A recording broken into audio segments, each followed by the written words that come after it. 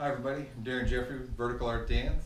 And today I'd like to talk to you about the swivel and how to do a direct tie-in with a piece of rope into the swivel, which is the front end of your lower out system. Okay, starting with the swivel, we're going to draw an imaginary line. We're going to first start by talking below the line.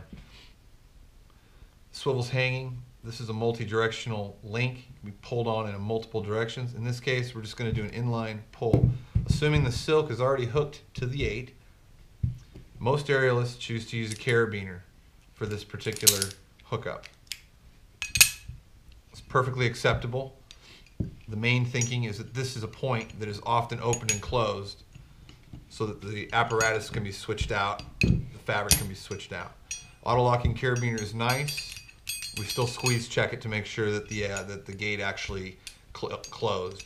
Dust and fabric over time can make this a little gummy and not want to close. So we still squeeze check it. We haven't overloaded the carabiner. We've put an appropriate amount of material on each end of the carabiner. Okay. If space is an issue, you could also potentially do a small quick link in here as well. You'll have to space those out as such. Make sure your apparatus will fit through. It's a smaller gate. Okay, great. Now let's talk above the line.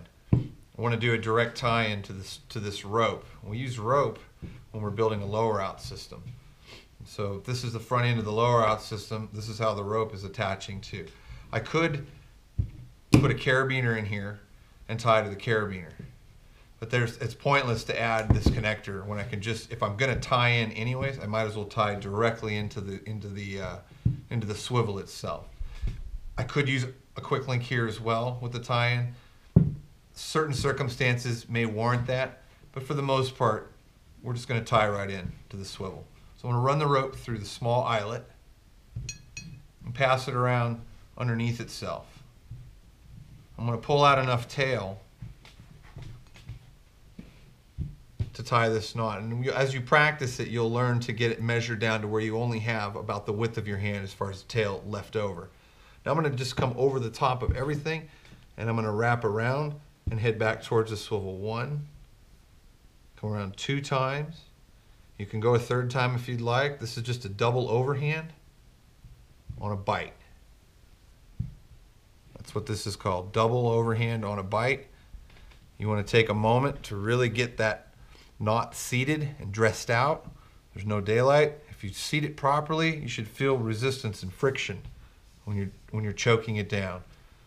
That's the double overhand on a bite.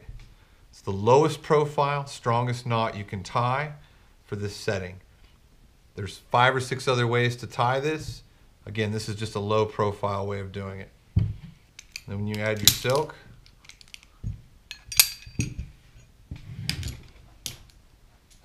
you're good to go.